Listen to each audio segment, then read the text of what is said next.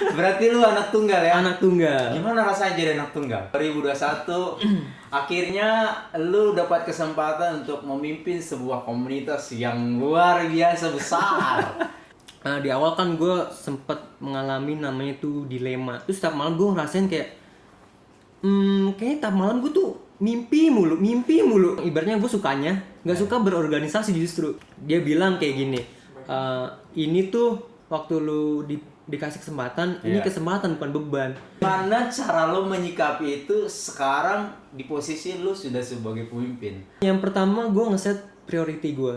Komunitas kecil. Apa artinya itu buat lo? Ya lingkupnya kecil. Ibarat gue lebih bisa ngobrol di situ. Gue menuangkan segala keseharian gue di situ. Nggak mungkin dong gue menuangkan keseharian gue di kayak di Firecom tiba-tiba gue maju. Gue lagi kayak gini gimana? Nggak mungkin. Nah dari situ kayak gue ada tempat berbagi, tempat cerita, tempat mendapatkan sesuatu.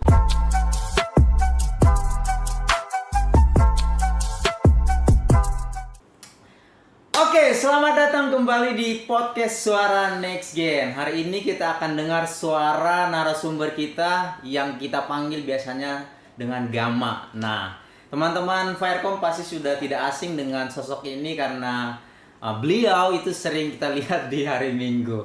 Oke, langsung saja kita perkenalkan Gamaliel. Halo Gama. Halo Bang. Apa kabar? Sehat puji Tuhan. Kalau boleh tahu, Gamaliel itu kayaknya nama yang gue sepintas dengar itu nama yang megah gitu. Ada sejarah nggak dibalik kenapa orang tua lo pilih nama Gamaliel? Oke, soal nama dulu gue pernah nanya-nanya lah. Iya, sempat nanya. Jadi Gamaliel itu yang ngasih nama ini malah justru saudara gue, samping rumah. Oh jadi, gitu? Jadi saudara gue itu dia ibaratnya kayak pengurus di gereja gitu. Oh, pengurus terus di gereja. Dia juga suka anak kecil, akhirnya dikasih nama. Gimana kalau kasih nama Gamaliel? Gamaliel. Itu guru besarnya si siapa ya? Paulus. Nah ya guru besarnya Paulus. Terus terus nyokap gue kasih nama gue Alpha. Kenapa Alpha? Soalnya gue anak pertama, jadi Alpha yang pertama. Iya, oke. Nah, terus Yang awal. Iya. Terus Ginolanya. Ginola, ya. Yang ngasih nama bokap gue. Gue tanya, gue cari tuh Ginola siapa ya? Ternyata bokap gue waktu itu lagi ngidolain pesepak bola. Oh, itu berarti nama pesepak bola Ginola itu. Oh. Ginolanya. Oh, jadi Gamaliel Alpha Ginola. Iya. Itu termasuk nama untuk ukuran Indonesia jarang kali ya? Ya jarang. Jarang ya.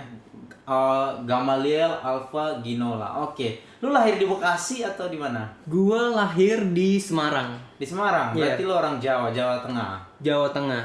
Pure Jawa Tengah. Wow, luar biasa. Nah, itu tadi soal nama Gam. Alpha. Lu anak awal gitu. Tapi ada berikutnya nggak? Berikutnya belum diproduksi, Bang. Jadi kayaknya sih udah nggak produksi lagi. Kayaknya udah nggak. Udah limited gue doang ini kayak. Berarti lu anak tunggal ya? Anak tunggal. Gimana rasanya jadi anak tunggal?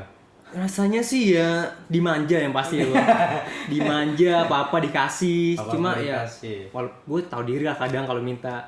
Terus ya kadang ada enaknya ada nggak enaknya. Nggak enaknya ya gue nggak ada teman diskusi, gue nggak ada teman main, nggak ada teman berantem. Itu bener banget. Jadi apa ya udah gue sendiri. Cuma ya gue jadi prioritas buat orang tua gue, nggak dibanding-bandingin ibaratnya gitu. Betul. Oke, mantap. Oke, Gama. Yuk.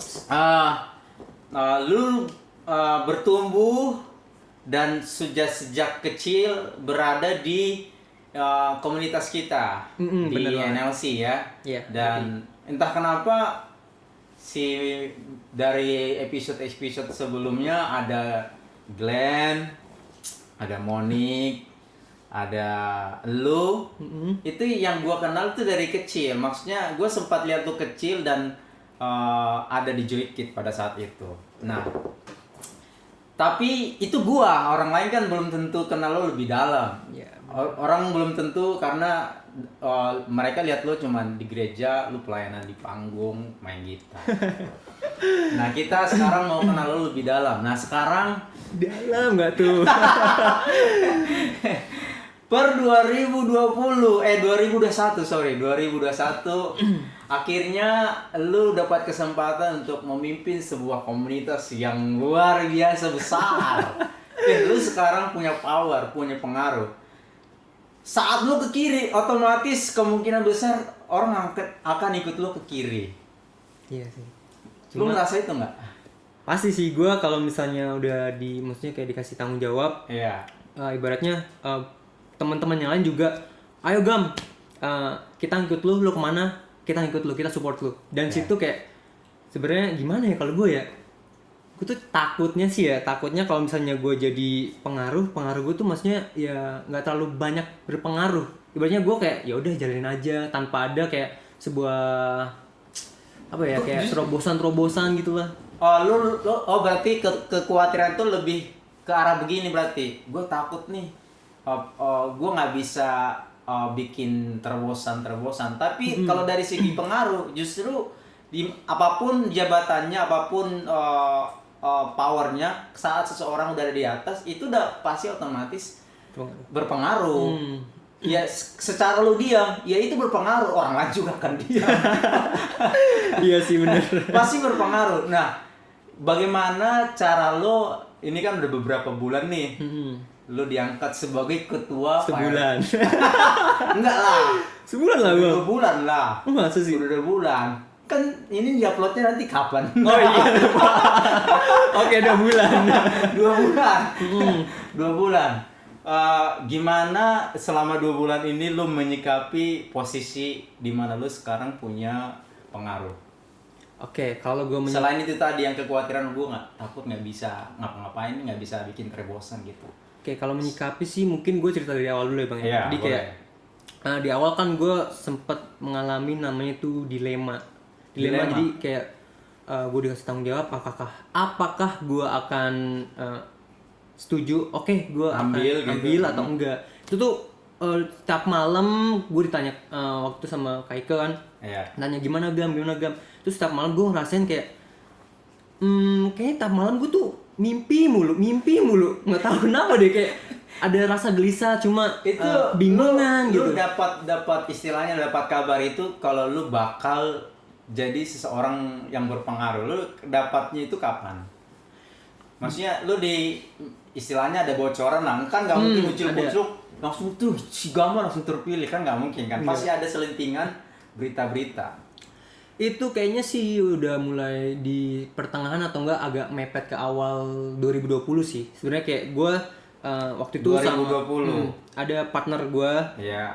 Kita sama-sama dipersiapkan khususnya untuk nanti ke depannya. Iya. Dan itu berjalan terus pas sudah akhirnya sampai di penghujung 2001 akhirnya kita gimana akhirnya. Terus dan waktu itu juga gue ngerasa gue belum siap Bang, saat gue dipersiapkan itu. Dalam arti ya ya gimana ya, kayak gue takut aja gitu. Gue orang yang ibaratnya belum pernah ngemimpin sesuatu.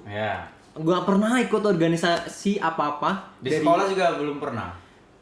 Organisasi tuh gak pernah Bang. Gue tuh orang ibaratnya gue sukanya gak suka berorganisasi justru. Oh iya. Awalnya iya. Gue pikir apaan sih kayak organisasi kayak gini, pulang sore gue mikirin ini mikirin itu, capek. Gue lebih suka kayak ya kita main futsal, kita olahraga bareng kayak gitu. Jadi kayak gue nggak ada basic apapun tentang organisasi.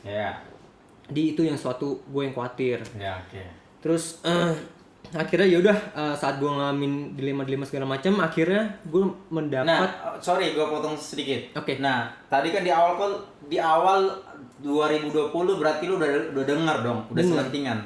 Nah, pada akhirnya deal itu taunya lu kapan?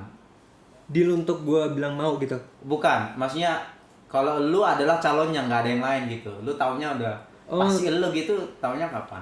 Itu di September, akhir-akhir lah, September Oktober 2020 Oktober November kemarin. Ya. Nah terus gimana tuh balik lagi ke pertanyaan awal? Menyikapi ya, gue agak dilema, bingung akhirnya. Ya dilema tadi. Gue punya teman-teman, punya komunitas yang mungkin support gue selalu langsung kayak, lu kenapa sih Gam, apa yang ngebuat lu dilema, apa yang ngebuat lu nggak mau? Satu sisi yang paling gue bingung tuh ya soal gue nggak bisa atur waktu gue, karena gue tipe orang ya ya udahlah jalanin aja. Gue bukan orang yang konseptor kayak oh ini segini enggak. Terstruktur gitu, sistematis gitu ya. Tapi gue lebih kayak udah jalanin aja terus kayak gitu. Terus yang kedua itu kayak gue ngerasa kayak hidup gue masih ya udah biasa aja, nggak ada yang spesial kayak wah gitu. Gue nggak punya karisma apa gitu. Iya, kayak orang lihat kayak ya Gama apaan sih gitu. Gue ngerasa kayak gitu kayak ya udah gue menjadi orang yang biasa aja. Terus tapi satu sisi gue punya dapat support teman-teman gue, dan gue juga berdoa juga sama Tuhan. Gue minta Tuhan kira-kira gue harus kayak gimana, terus jawabannya gimana. Mungkin gue nggak dapat audible, tapi yaudah mungkin Tuhan teman-teman baik support, yang lain support. Yaudah oke. Gue mau dengan catatan tadi dilema gue hilangin gara-gara mungkin salah satu support yang membuat gue mau tuh siapa? Doi. nggak ada teman-teman gue, banyak teman-teman. Siapa yang pada akhirnya yang paling ini kalau boleh menunjuk satu pribadi atau seseorang gitu, siapa yang pada akhirnya membuat lo mantap? Oke, gue selain daripada teman-teman tadi ada nggak? Sebenarnya lebih ke grup sih bang. Grup. Oke, berarti kita, personality nggak ada ya? Personality nggak ada. Lebih grup, kita lebih ngobrol bareng gitu. Gitu. Dia bilang kayak gini, ini tuh waktu lu dikasih kesempatan, ini kesempatan bukan beban. Dan gue ngerasa kayak bener juga sih kesempatan. Kayak ibaratnya ini yang ngebuat mungkin Tuhan mau kebentuk gue yang begini-begini dari kesempatan ini. Kalau misalnya gue nggak ambil, kayak sayang gitu rasanya. Gitu. Nah, kita lanjut ngobrol. Nah, kan sebelumnya kan sebenarnya lu di dunia pelayanan tuh udah nggak asing, betul nggak? Karena lu pelayanan tuh di dunia gereja udah dari remaja, ya kan? Lu udah bantu-bantu khusus di gitar. Nah, adakah perbedaan pada saat lu memimpin sekarang dengan persiapan lu ya cuman sebagai gitaris? Ada nggak? Kan ini gue bukan cuman dari orang. Ini penilaian gue sendiri. Lu tuh gue kenal seseorang yang humble. Humble tuh rendah hati gitu ya. Lu adalah orang yang rendah hati, nggak neko-neko, lurus-lurus saja. Nah, bagaimana cara lu menyikapi itu sekarang di posisi lu sudah sebagai pemimpin? Apakah lu ada berubah? Aduh, gue lah sebagai seorang yang punya pengaruh nih. Oh, gue pakai nih kesempatan untuk misalnya ya istilahnya lu pakai itu untuk menunjukkan ini waktunya gue untuk menunjukkan diri. Yang gitu. Adakah? Atau orang kenal lu sama aja Gama yang dulu dengan yang sekarang? Kalau misalnya kalau untuk ke ini ngomongin perbedaannya aja, perbedaan. Iya, perbedaan sebelum sebagai lu pemain gitar atau sebagai lu sekarang ketua Faircom. Sebenarnya kalau misalnya ngomongin perbedaan sih mungkin secara job desk akan beda ya bang. Job desk beda. Pasti. Cuma kalau secara pribadi, personality, gue ngerasa kayak ya itu akan sama aja karena. Sama aja ya.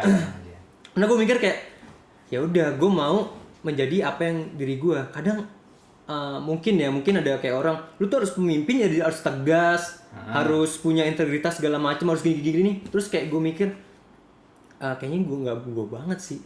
Enggak ya, berarti dari segi pembawaan lu kayaknya nggak terlalu banyak berubah, tetap apa adanya lu. Ya udah begitu gue, karena itu yang membuat gue nyaman bang. Karena kalau misalnya gue ngikut, gue harus tegas, oke lu gini, lu harus kerjain ini, bukan tipe gue banget, gue nggak bisa kayak gitu.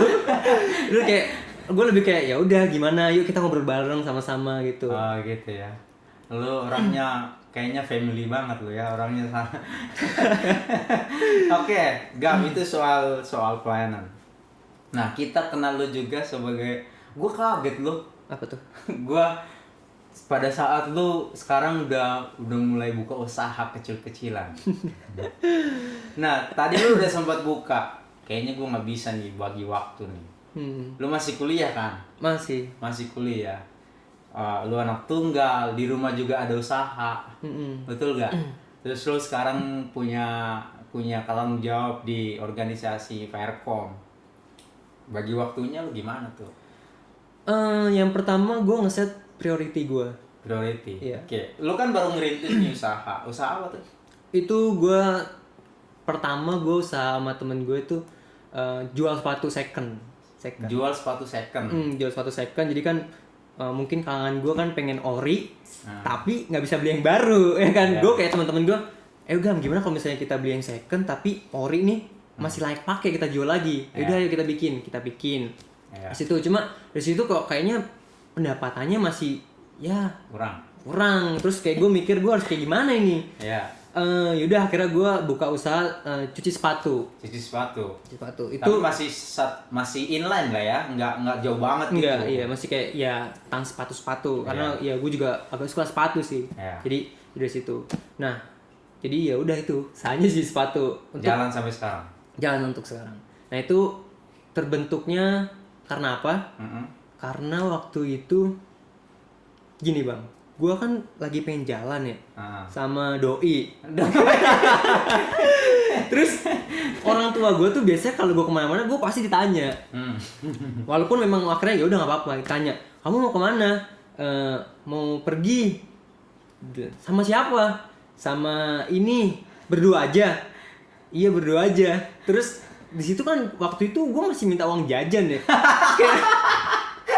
Gue ngerasa kayak, aduh, gue mau ibaratnya mau. Lu bilang nggak gue jalan sama pacar? Lu bilang nggak cuma apa doain? Gue bilang sebut nama sih. Gue kadang sama orang tua gue cerita, oh gue lagi deket sama ini nih, jadi tahu. Iya.